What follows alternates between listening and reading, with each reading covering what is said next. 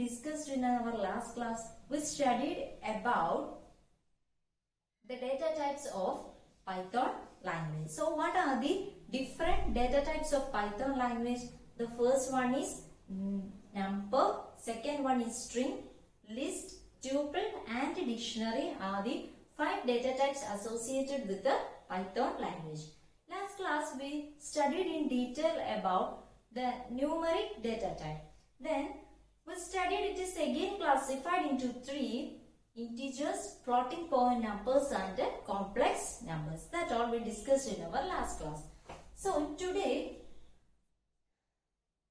we can look into some of the questions.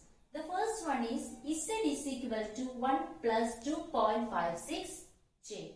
So while looking into the number, we know that it is a complex number. So a complex number is of the form a plus bj. Here the given number is in the form a plus bj. So we can say that it is a complex number. And our question is print z dot real, print z dot imaginary, which means if we have a complex number which is stored in a particular variable, that variable dot real will produce the real part of the complex number and the variable dot image will give us the imaginary part of the complex number. So what is the real part of the complex number according to this question? It is 1. So it will produce the output as 1. Then what is the imaginary part? It is 2.56j. So our output will be like this: 1, 2.56j. So in order to get the real and imaginary parts of a complex number, what we can use? We can use functions like z dot real and z dot imaginary if the complex number is stored in the variable z. Now look at the second question. Z is equal to 1 plus 2.56j plus minus 4 minus 3.56j. Print z dot real, print z dot imaginary. So by looking into the question, we know that first of all we are adding two complex numbers and the result is stored into the variable z. So how can we add two complex number? That all you may study in mathematics. First of all, you can add the real parts, then you can add the imaginary parts. That is the way of addition of two complex numbers. So what is the real part here? 1. And what is the real part here? Minus 4. So first of all, add 1 and minus 4. What is 1 plus minus 4? The output will be equal to minus 3. Now we can add the imaginary part. So what is the imaginary part here? 2.56j plus minus 3.56j. So 2.56j plus minus 3.56j. What will be the output? The output will be equal to minus 1.56j. So what value will store into z? Z is equal to minus 3 minus 1.56j. Or we can write like this: minus 3 plus minus 1.56j, which is our imaginary part. And our question is print z dot real. So what is the real part? It is minus 3. Next is print z dot image. What is the imaginary part here? Minus 1.56j. So if the question is like this, first of all you add the complex number. Sometimes instead of plus sign, minus sign may give. What does it mean? It means you have to subtract the complex numbers and find out the answer. Then from the answer find out the real part and imaginary part. And the last question is P is equal to 3j, Q is equal to P plus 1 plus 1.5j, print P, print Q. So according to the question, what is the value of P? P is equal to 3j. Next is Q. Q is equal to P plus. So what is the value of P here? 3j plus 1 plus 1.5j. Now the question is to add two complex numbers. By looking into the complex number, we know that the first number has only an imaginary part. It doesn't have any real part. So we take the real part as 0. So what is 0 plus 1? It is equal to 1. Now, in order to find the imaginary part, add the imaginary part of both the complex numbers. That is 1 plus 1.5j. What will be the answer? 4.5j. So what is the final value of q? 1 plus 4.5j. Now, what is our question? Print p. So, what is the value of p? It is 3j. Next is print q. So, what is the final value of q? 1 plus 4.5j. If our question is like this, print p dot real, print p dot imaginary. What will be our output? P dot real means, what is the value of p3j? It doesn't have any real part. So our output will be 0. P dot imaginary means the imaginary part of the complex number p, which is 3j. So our output will be like this, 0, 3j. So that's all about complex number. Here we complete the first data type, that is the numeric data type. Data type associated with the Python program is strings. We already discussed about string. What is a string? We can say that a string is a sequence of characters. So what do you mean by a string? A string is a sequence of characters. Then how can we distinguish a string from a numeric value? Suppose 1, 2, 3 will become a numeric value if we wrote it like this, just 1, 2, 3. If the numbers 1, 2, 3 is written inside single quotes or double quotes, we can say that it is a string. So simply we can say that anything which is written inside single quotes or double quotes will seen as a string by the Python program. So numbers can also be string. How? If it is written in single quotes or double quotes. So simply we can say that a string is a sequence of characters. Otherwise, anything which is written inside single quotes or double quotes is a string. Now look at this example. Name is equal to Python. So the Python which is written inside a single quotes and it is stored to the variable name. So we can say that what is the type of name? What is the type of name? What is the data type of name? Type means, what is type? Type is a built-in function which is used to find out the data type. So what is the data type of this variable name? It is string. Why? Because the value which is written inside single quotes or double quotes. So another important term associated with string is indexing of the string value. So in order to get individual characters of this string, we can use indexes. Indexing is possible in two ways. First one is in the forward direction and second one is in the backward direction. If we represent indexing in the forward direction, it will start with 0, 1, 2, 3.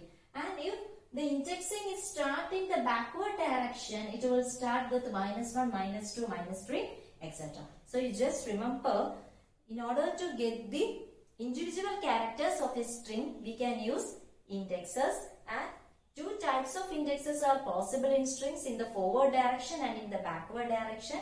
If you use indexes in the forward direction, the indexing must start with the 0, 1, 2, 3 like that. If we use indexing in the backward direction, the indexing must start with -1, -2, -3, etc. This will be clear with the help of this example. So, in the variable name, we stored the string Python, Python.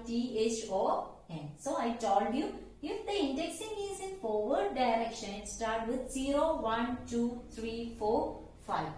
So, if we take indexing in the backward direction, it must start with -1, -2, -3, -4, -5, -6. So, in order to fetch any of the individual character of the string, we can use its indexes. Now, look, how is it possible?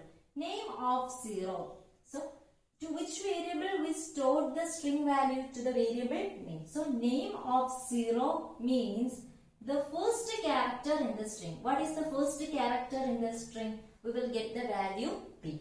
So if we give a statement like this, print the name of 0, what will be our output? Our output will be p. We can also say that name of -6.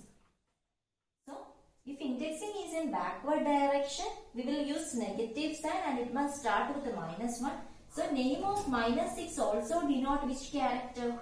The character p. Name of 1. Name of 1 means which character? The character y. So name of 1 as well as name of -5 is y.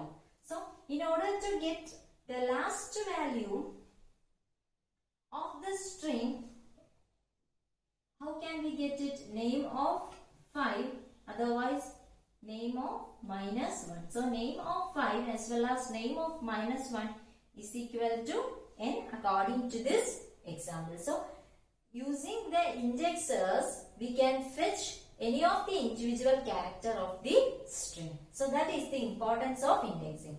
So indexing is in forward direction, must start with 0, 1, 2, 3. If indexing is in backward direction, must start with -1, -2, -3. So why we are using indexes? In order to get each of the characters of the string. Next is length. So there is a built-in function called the len, which is used to find out the length of our string. Length means how many characters are there in the string. So what is the function name? It is len. And what is its syntax? Len of string.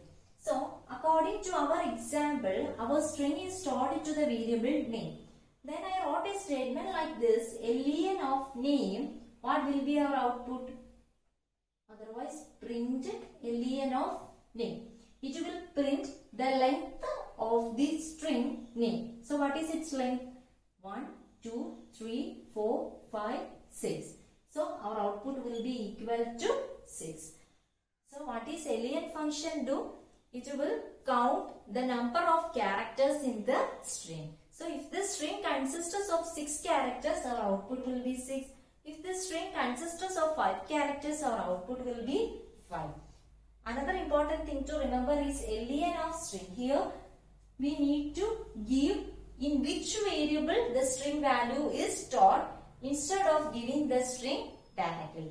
We can use the variable to which the string value is stored inside the bracket of the built-in function len. Now look at another example. Hi all, and I store this hi all string to the variable a. Now I am going to print the type of a. So print type of a. Next is I need to find the length of the string. So print len of a. What will be our output?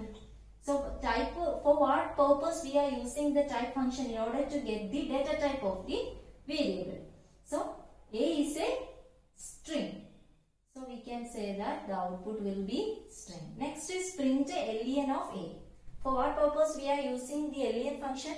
In order to count the number of characters in the string. So how many characters are in our given string? 1, 2. Space will also count as a character. So 1, 2, 3, 4, 5, 6. So what will be our output? 6 will be our output. So if we use some special simples in our string also, that also will count as a character. Suppose our string is like this. It is good. So how many characters are there in this string? 1, 2. This apostrophe will also count as a character. 3, 4. This blank space will also count as a character. So how many characters are all together? 1, 2, 3, 4, 5, 6, 7, 8, 9. So what is the length of this string? Its length is 9. Now look at one more thing. Suppose I am using a is equal to 1, 2, 3 and B is equal to 1, 2, 3, which is given inside single quotes, then I am type of A, type of B, print A, print B. So, what will be our output according to this question? So, what is our question? A is equal to 1, 2, 3. Then B is equal to, in single quotes, 1, 2, 3. Print type of A, print type of B, print A, print B. So, the type function is used to find out the data type of A. So, what is the data type of A? It is integer. Next is type of B. So, B is equal to 1, 2, 3, but it is given inside single quote. So, the data type will display as string. Next is print A. So, what will be the output? 1, 2, 3, print B. That is also 1, 2, 3. Even though A and B is 1, 2, 3, sometimes we may say that the output is similar. But A is a string, A is an integer value and B is a string. That is the difference between these two. So, in order to get the difference, we find out the data type of each of the variable using the type function. Type of A means the data type of the variable A, which is an integer. Then type of B means the data type of the variable B. 1, 2, 3. Here it is given inside single quotes. That is why the data type is displayed as string. Now, according to this question, I am writing a statement like this: A plus B. So, print A plus B. Is it possible to print A plus B? It will not work. It will produce an error message. Why? Because it is not possible to add an integer value to a string value. This 1, 2, 3 will seen by the program as a string. That is why while writing the statement print of A plus B, it will give us an error message. Because it is a string value, it is not possible to add an integer value to a string value. So that's all about string. So what all things we discuss under string? String means it is a sequence of characters, which means numbers, special symbols, letters, all can be write as strings. So anything which is written inside single quotes or double quotes will seen by the program as a string. Then indexing of string, if it is in the forward direction, the index must start with 0. If indexing is in the backward direction, the index must start with -1. Then the built-in function to find out the length of this string is len of string. So this string means we have to given inside len to which variable that particular string value is stored. That's all about strings. Now we can see the third data type of the Python program. The third data type is known as list. Now we can see what is a list.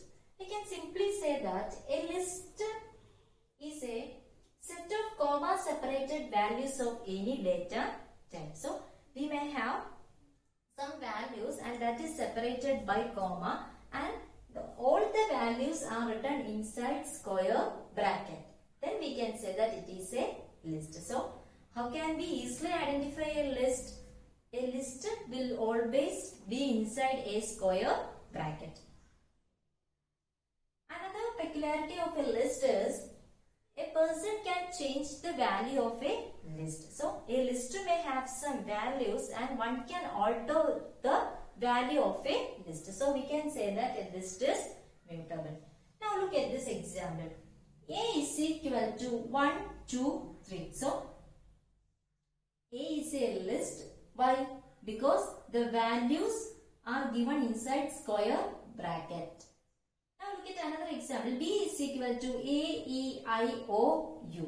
So a list can have values of any data type. According to the list A, it consists of only integer values. And according to our second example, B is also a list and which has string as its values.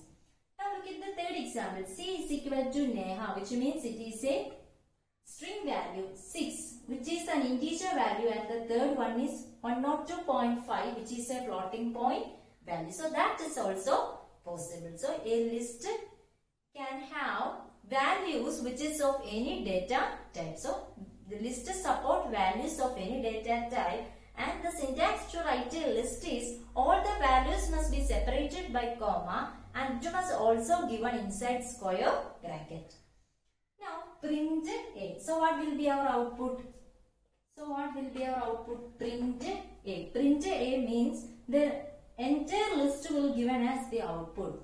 So 1, 2, 3. That is a list. That is why the square bracket is also in our output. Next is print A of 0. So we study in case of string, the indexing starts from 0. Similarly in list also the indexing starts from 0. A of 0 means it denote the first value of our list. So what is the first value of our list? 1. So 1 will be given as the output. Next is print B. Print B means the entire list will display as output. That is A, E, I, O, U. Next is print C. So what will be our output? Neha 6, 102.5. So how can we identify a list? A list will always represent inside square bracket, and it can take values of any data type at inside the same list, and it must be separated with the commas. Now look at the another peculiarity of a list. One can change the value of a list. Suppose this is our example.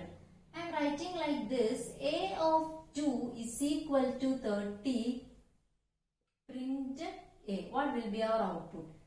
According to this print statement, what will be our output? A of 2 is equal to 30. So I told you indexing starts from 0. So A of 0 denote 1, A of 1 denote 2, and A of 2 denote 3. I told you one can change the value of a list. So here we change the value of the list A to which value? 30. So what will be our output? 1, 2, 30 will be the output, because we changed the value at the index 2 to 30 from the value 3. So that is possible in case of a list. So what is list? List means it is a set of comma separated values, and the values can be of any data type. It must be given inside square bracket. Another peculiarity of a list is one can change the value associated with a list, which means a list is mutable. So now look at the fourth data type. The fourth data type is known as tuple. Tuple is similar to list. The difference is that I told you a list is always written inside square bracket. But in case of a tuple, it is written inside simple parenthesis. That is, this will represent a tuple and this will represent a list. And one more difference is there. I told you we can change the values inside a list. That means a list is mutable, but in case of tuple, we cannot change the values inside a tuple, which means a tuple is immutable. Now look at this example. P is equal to 1, 2, 3, 4, 5. So the values of P are 1, 2, 3, 4, 5, which is written inside simple parenthesis. So it is an example of a tuple. Next is Q is equal to A, B, C, 1, 2. So Q is another tuple, and its first three values are string and next two values are numbers. So like that of list, a tuple can also have values of different data types. That is possible, but the difference is that list must be written inside square bracket and tuple must be written inside simple bracket or simple parenthesis. Another difference is we can change the value of a list and we cannot change the value of a tuple. Next is print P. So what will be our output? Our output will be like this: 1, 2, 3, 4, 5. Next is print P of 4. So here also indexing starts from 0. 0, 1, 2, 3, 4. So P of 4 denote which value? 5. So our output will be 5. Next is print Q. So what will be our output? A, B, C, 1, 2.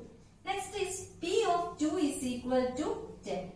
Here I am trying to change the value of P at index 2. Is it possible? It is not possible because this is a tuple. We cannot change the value of a tuple. Then at this stage, our program will give us an error message. An error message will be displayed on the output screen because it is not possible. It is not possible to change the values inside a tuple.